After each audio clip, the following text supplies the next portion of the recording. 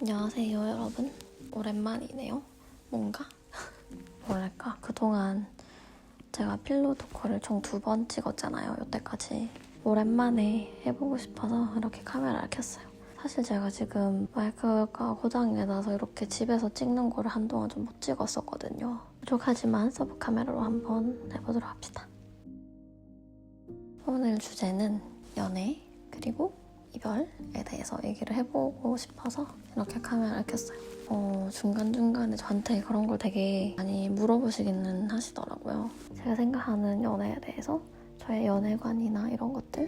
근데 뭐 댓글 읽기나 이런 데서 한 번씩 얘기를 했고 뭔가 좀 자세하게 얘기를 한 적은 없는 것 같아서 이 얘기는 % 저의 주관적인 생각이 담긴 얘기들이기 때문에 감안해서 참고해서 들어주시면 좋을 것 같고요. 어렸을 때부터 항상 그런 얘기를 많이 듣고 자라잖아요. TV에도 많이 나오고 주변 사람들, 가까운 사람들만 해도 엄청 그런 얘기를 많이 하고 좀 연애에 대해서, 결혼에 대해서 어릴 때는 굉장히 그런 데 영향을 크게 받아서 난 나중에 크면은 꼭 멋있는 남자를 만나서 연애도 하고 결혼해서 애기도 낳고 행복하게 살아야지 하는 그런 막연한 진짜 그런 게 있었거든요.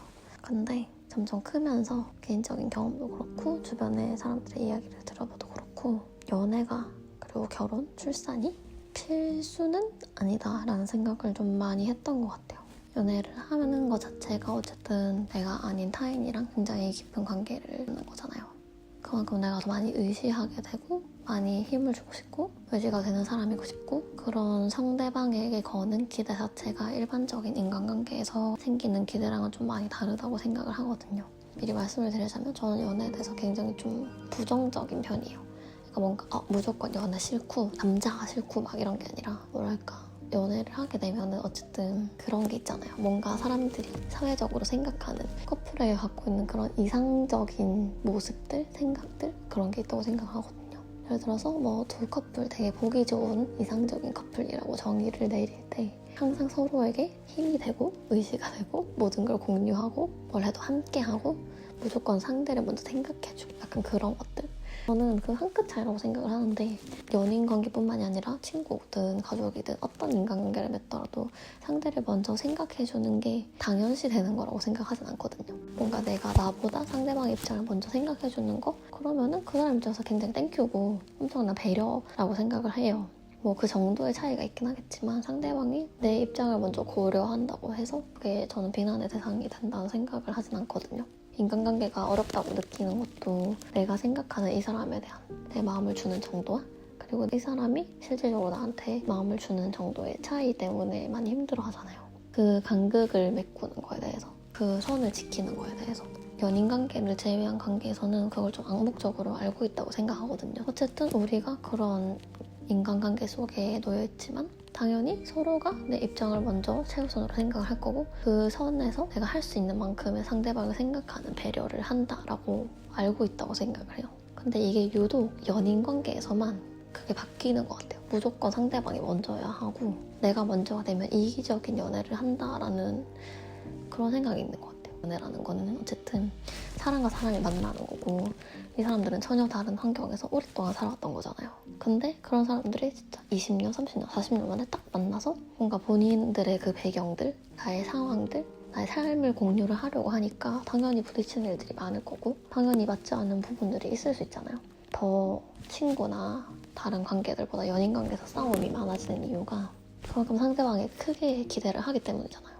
연락의 문제 같은 경우에도 친구가 진짜 답장 뭐 18시간 막 이렇게 하는 거면은 그런 건 좀 예외고, 1시간 정도 연락이 안 되는 거? 그런 거 아무렇지 않게 생각할 수 있잖아요. 아, 일이 바빠졌나 보다 라든지 그렇게 생각할 수 있는 거고, 추궁하지 않잖아요. 그런 부분에 대해서. 그 연락의 빈도나 답장을 하는 시간 편차에 대해서 연인 사이에서 의무라고 여겨지는 것들이 있는 것 같아요.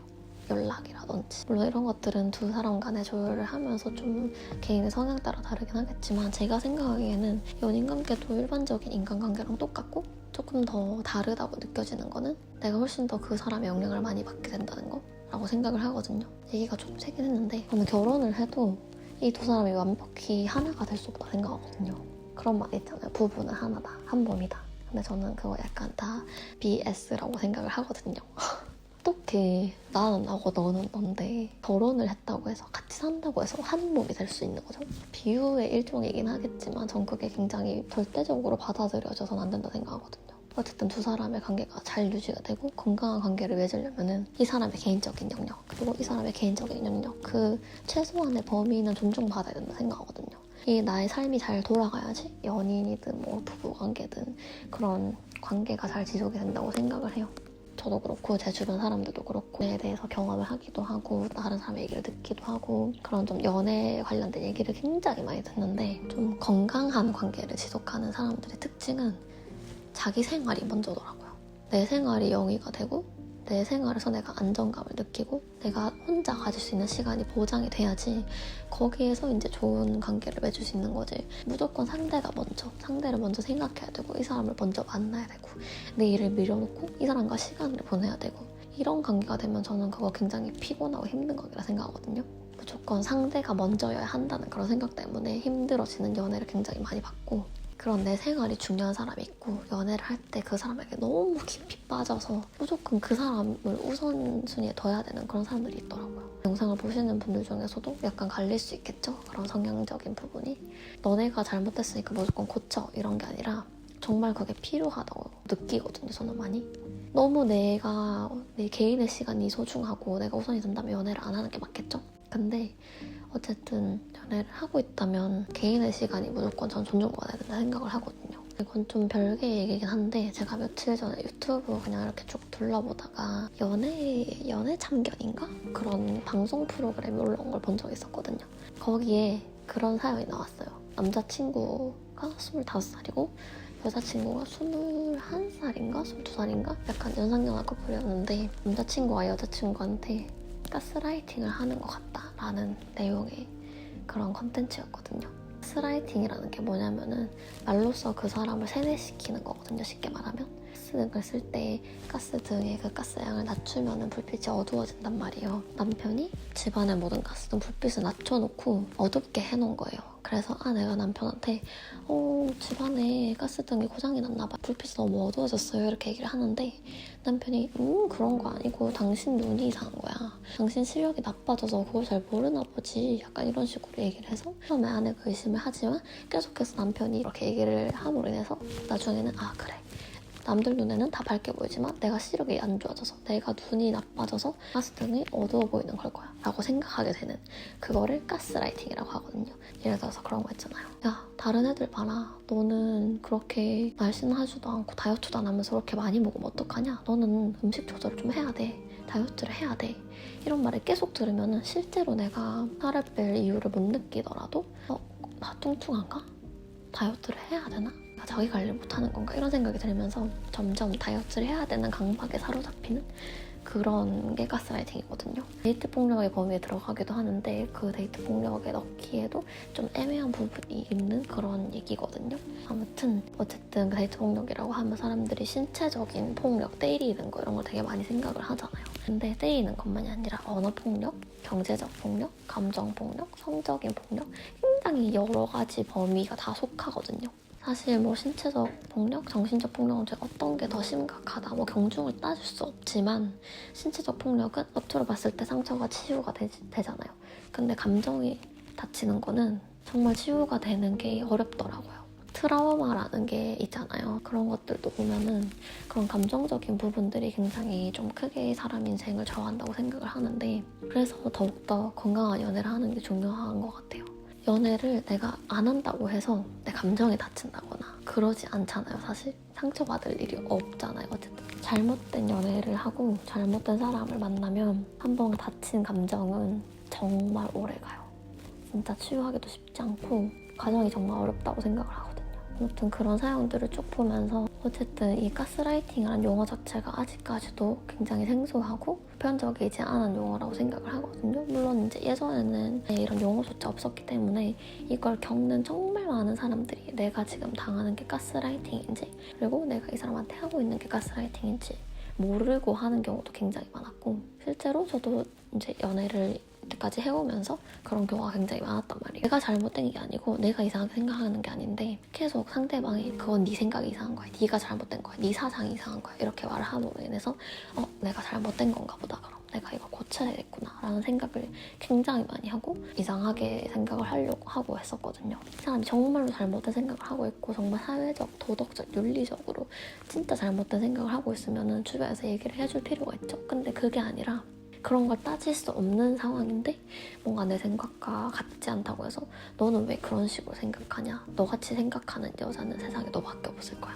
이런 식으로 얘기를 하는 그런 상황들이 인지하지 못하는 상황에서 많이 발생을 하고, 주변의 친구들 얘기를 들어봐도 이런 경우가 굉장히 많더라고요. 그래서 그 연애를 하는 동안에는 사람들이 잘 몰라요, 이게 가스라이팅인지 데이트 폭력인지. 그러다가 이제 연애를 끝내고 나면은 아는 거죠. 스스로 아는 경우도 있고 주변 사람이 너 그거 데이트 폭력이었던 것 같아 이렇게 얘기를 해서 아는 경우도 있고.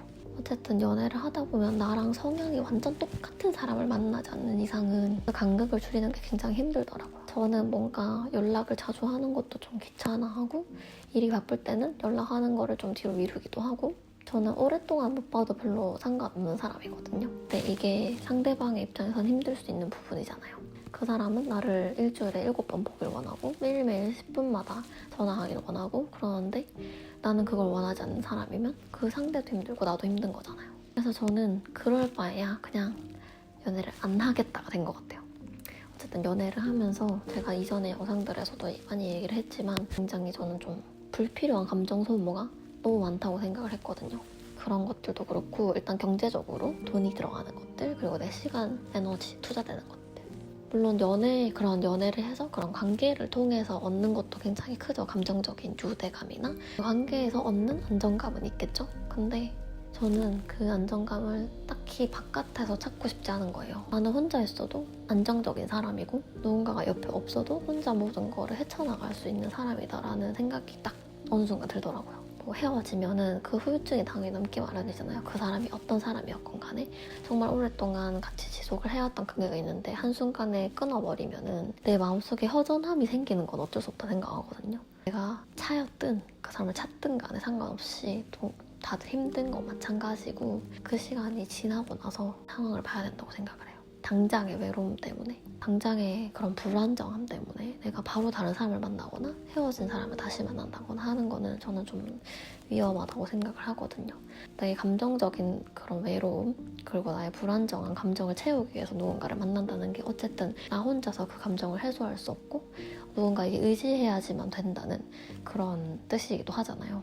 그래서 그런 게 과연 앞으로 내 인생에 내가 살아가면서 어쨌든 결국은 인생은 혼자 사는 거라 생각해요. 저는 결혼을 하든 안 하든 간에 각자의 삶이 있는 거고, 죽을 때 누군가가 나 대신 죽어주는 것도 아니고 내 인생을 대신 살아주는 것도 아니잖아요. 그래서 각자 인생은 개인 플레이라고 생각을 하는데, 만약에 내가 그 사람에게 너무 많이 의지를 하고 그 사람의 존재로부터 나의 존재의 가치를 찾게 된다면 이 사람이 없어졌을 때 어떻게 버티냐는 거죠.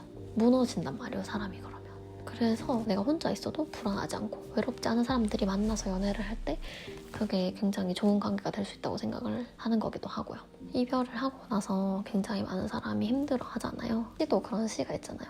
이별의 아픔을 통해서 내가 더 단단해지고 많은 것을 배웠다, 성숙해졌다 라는 그런 시가 있는데, 그 헤어지는 과정을 잘 밟는 것도 굉장히 삶에 있어서 중요한 하나의 미션이라고 생각을 하거든요. 연인관계뿐만 아니라 가족이든 반려견이든 물건이든 우리는 전부 이별을 살면서 최소한 한 번씩은 경험하게 되잖아요. 그런 감정들에 익숙해질 수는 없겠지만 그 상황들을 딛고 일어설 수 있는, 다시 회복될 수 있는 그런 힘을 기르는 게 정말 중요하다고 생각을 해요.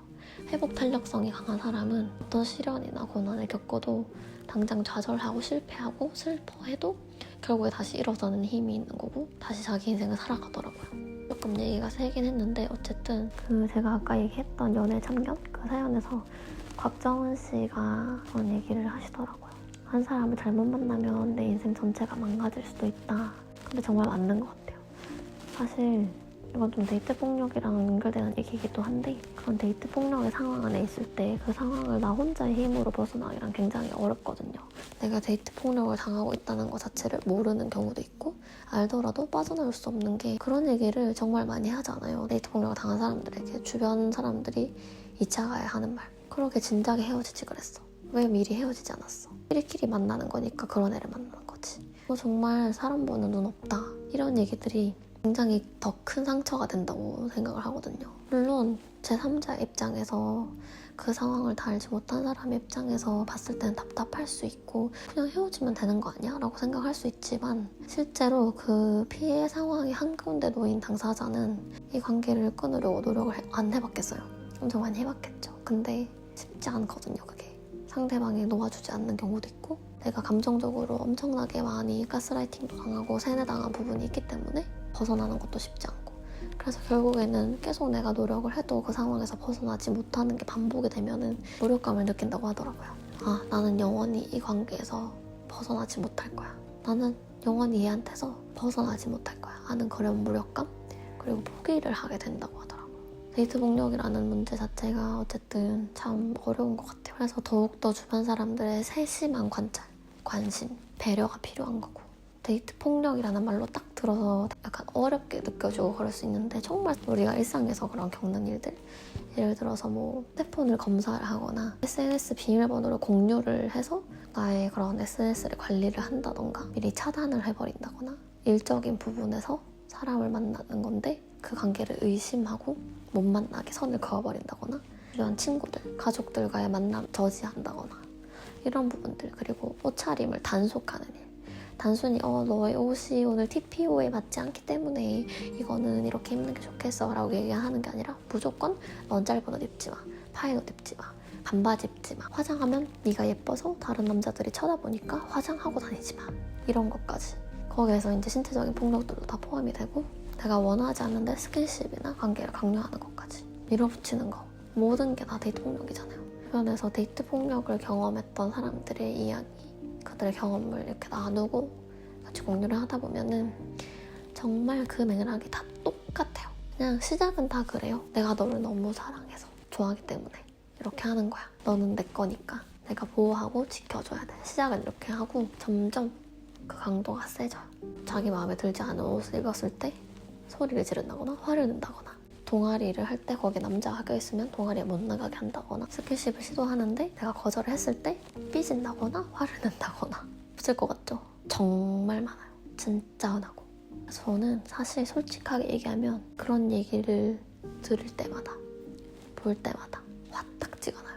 아무튼 어떻게 하다가 연애 얘기에서 데이트 폭력까지 왔는데 저는 그래서 더더욱 연애를 하기가 싫더라고요. 그런 상황들 굉장히 많이 봐왔고 그중에 저도 겪었던 일들이 있고 뭔가 그런 상황들을 겪고 나서 끝나고 나를 돌아봤을 때 나한테 너무 미안하더라고요. 그게 내가 나를 많이 아껴주지 못한 것 같고 내가 정말 소중한 사람임에도 불구하고 그런 취급을 받았을 때 내가 정말 소중한 사람이라는 걸 알면은 가만히 있지 않을 거잖아요.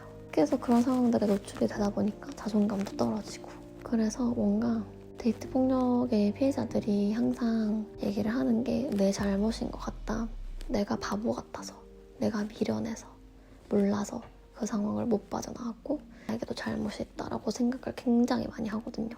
근데 그냥 얘기를 하고 싶은 거는 본인 잘못 하나도 없다는 거. 폭력은 정당화될 수 없는 거잖아요. 세상에 폭력을 당해도 되는 사람은 없고 주변에 여성들의 이런 이야기들을 굉장히 많이 듣고 보고 이렇게 하면서 좀 더 자신감을 가졌으면 좋겠어요. 그런 관계에서 나를 낮추지 말고 누군가가 갑이 되고 누군가가 을이 되는 연애를 하지 말고 동등한 관계에서 서로에게 이득이 되는 연애를 했으면 좋겠거든요. 막 성인이 돼서 시작하는 첫 연애에서 이런 경험을 굉장히 많은 여성분들이 하시더라고요. 이런 상황에서 이런 말을 했을 때 그 사람이 너한테 데이트 폭력을 가하는 거야. 가스라이팅을 하는 거야. 얘기해주는 사람도 없고. 저는 데이트 폭력에 대한 인식이 정말 많이 널리 퍼져서 많은 사람들이 이거는 데이트 폭력이고 정당하지 않은 거고 내가 부당한 대우를 받고 있는 거다라는 걸 알았으면 좋겠어요. 그리고 내가 그런 행동을 그런 취급을 당할 이유는 없다는 것도 알았으면 좋겠고 내가 진짜 소중한 사람이라는 걸 알았으면 좋겠어요. 아무튼 무슨 얘기를 했는지 저도 사실 잘 모르겠어요. 제 생각을 그냥 자유롭게 좀 얘기를 한 거니까 뭐 나와 생각이 다른 부분이 있을 수 있겠죠? 그냥 뭐 이렇게 생각하는 사람도 있다 정도로 넘어가 주시면 좋을 것 같아요. 여러분들의 생각도 많이 나눠주시고 필로우 토크의 좋은 점이 전 그거라고 생각을 하거든요. 댓글로 도움이 잘 되는 거. 분명히 카메라를 끄고 나면 할 말이 더 많이 생길 것 같긴 한데 오늘은 시간이 많이 늦어서 여기까지 하고 저희는 다음 영상에서 다시 만나는 걸로 해요. 다음에 보고 싶은 필로우 덕후 주제가 있다면 댓글에다가 적어주시고요. 저희는 다음에 다시 봅시다.